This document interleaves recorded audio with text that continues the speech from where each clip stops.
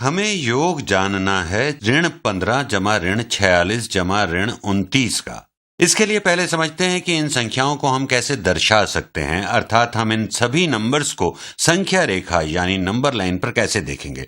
पहले ऋण 15 यहाँ लिया हमने 0 और मान लें ये है ऋण 15 -15। तो हम यहाँ 0 से ऋण 15 यानी -15 तक एक एरो खींच देते हैं और इस एरो की लंबाई एक एब्सोल्यूट वैल्यू है, निरपेक्ष मूल्य। ये 0 से दूरी है तो यहाँ लंबाई है 15 और ऋण यानी नेगेटिव का अर्थ है ये बाईं ओर है। तो एब्सोल्यूट वैल्यू यानी निरपेक्ष मूल्य है 15 जो एरो की लंबाई है।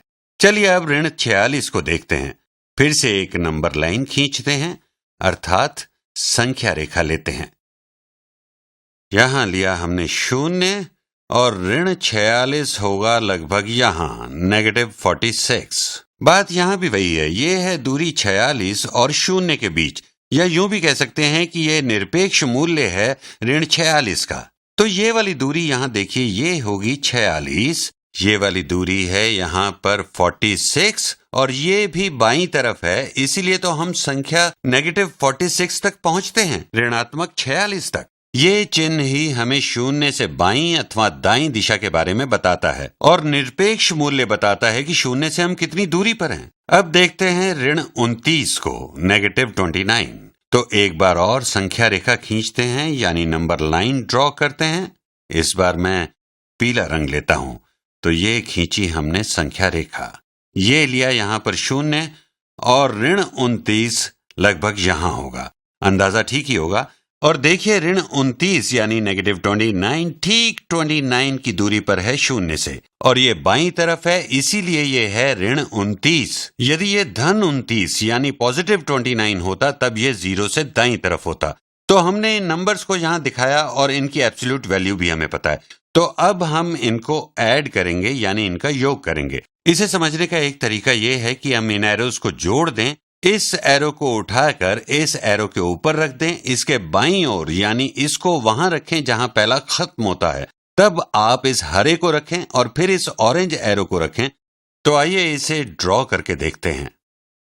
इसकी लंबाई अब थोड़ी ज्यादा होगी। शुरू करते हैं 0 से। पहले हम लेते हैं ऋण 15। हमें बाईं तरफ 15 स्थान चलना होगा ताकि हम -15 तक पहुंच सकें। तो यहां मिला हमें ऋण 15। हमें इसी दिशा में 46 स्थान और चलना होगा ताकि हमें मिल सके ऋण 15 जमा ऋण 46। तो चलिए इसे भी ड्रॉ करते हैं। हमें इसी दिशा में चलना है।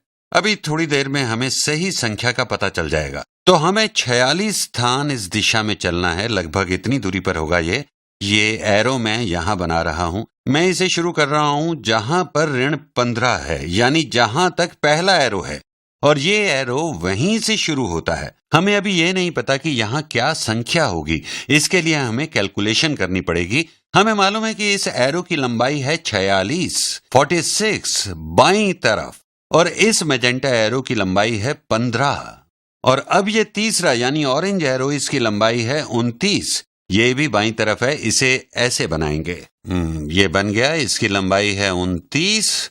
तो देखिए अब हमें क्या मिल गया। तो इस नंबर लाइन पर हम कहां पहुंचे? तो कुल लंबाई है यहां बाईं तरफ 15 जमा 46 जमा 29 और ये सभी बाईं तरफ हैं और इसका मतलब ये नेगेटिव अर्थात ऋणात्मक हैं। तो हम इसे ऐसे समझें कि इन सभी का चिन्ह समान है। देखिए एब्सोल्यूट वैल्यू -15 की है 15 जमा एब्सोल्यूट वैल्यू -46 की है 46 प्लस एब्सोल्यूट वैल्यू 29 की है 29। अब हमें इनकी नेगेटिव वैल्यू लेनी होगी, तो इनको जोड़ते हैं। 15 जमा 46 जमा 29 प्लस 29 बराबर है 5 जमा 6 11 जमा 9 हुआ 20, हासिल लगा 2 जमा 1 हुआ 3 जमा 4 7 जमा 2 हुआ 9। तो हमें मिला 90। तो ये पूरी लंबाई हुई 90। तो ये लंबाई इन एरोज की कुल लंबाई है 90, परंतु ये 90 दाईं दिशा में नहीं है। यदि ये 90 दाईं ओर होता तो ये सभी पॉजिटिव होते, धनात्मक, परंतु ये 90 बाईं ओर है। तो जब हम इनको आपस में जोड़ते हैं तो हमें +90 नहीं मिलता बल्कि -90 मिलता है। एक सोच ये भी हो सकती है कि ये सभी चिन्ह चूंकि समान हैं इसलिए ये बराबर होंगे negative of the absolute value ऋण 15 जमा एब्सोल्यूट वैल्यू ऋण 46 जमा एब्सोल्यूट वैल्यू ऋण 29 की। यहाँ इसे इस प्रकार लिखने का कारण ये है, आपको शायद थोड़ा अजीब लगेगा कि ये लंबाई है इस बैंगनी एरो की, ये एब्सोल्यूट वैल्यू है ऋण 46 की, ये लंबाई है इस हरे रंग के एरो की 46, और यहाँ ये जो लंबाई है ये है ऑरेंज एरो की, संतरी रंग के एरो की। तो ये है 15 जमा 46 जमा 29, हमें मिला 90, और क्योंकि ये बाईं तरफ है इसलिए ये होगा ऋण 90 -90।